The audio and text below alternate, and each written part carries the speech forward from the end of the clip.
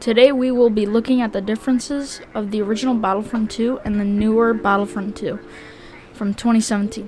So without further ado, let's get into this video. So the first thing you'll probably notice is the graphics are very different between the two games. The original at PC at the max graphics doesn't really have much going on compared to the newer one. The newer one has a lot more realistic textures and like post-processing and more shadows. So the newer one has way better graphics. The story modes in both games are pretty good, but they are very different. For instance, the original story consists of you being a clone trooper, a part of the 501st, and over time becoming a stormtrooper. And the newer game, the 2017 game story mode, you play as Ian Versio, a stormtrooper who becomes a rebel after some time. And both games' story modes are pretty much good. The gameplay is also very different in the two titles. They both have similar modes like a capture zones mode, but the newer game has a lot of preset endings. For instance, on Naboo, one team is defending the castle and the other is invading. However, in the original game, there were a few different modes, but they were mostly simple modes. But that doesn't mean the original wasn't good by any means.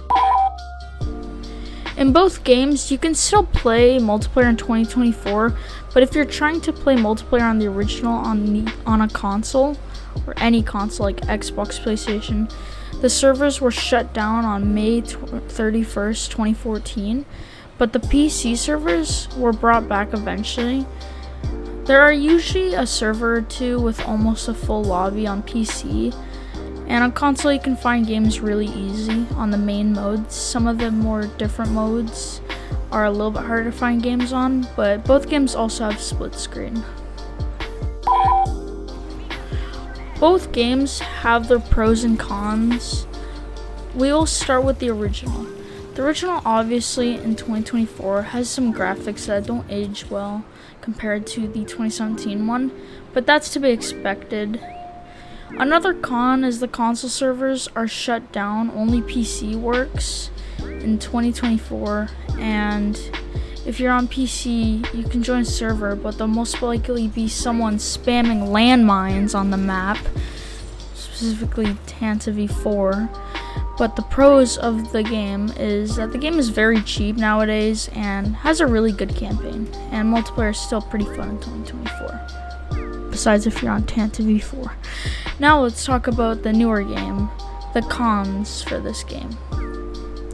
At launch, this game had a lot of issues. We will not go over it in this video. I'm sure most of you guys probably already know about it. But another con is a lot of the maps on the main mode are very linear and get repetitive after playing the game for years.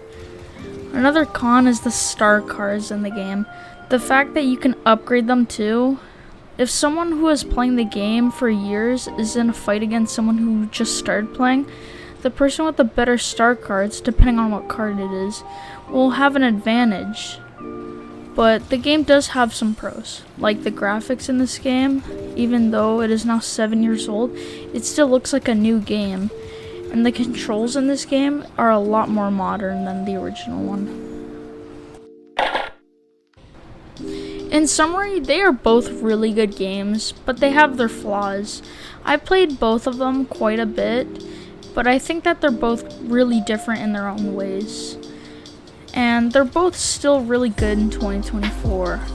Anyways, I hope you guys enjoyed this video. I worked really hard on this video, and I'd really appreciate it if you'd leave a like and subscribe. See ya.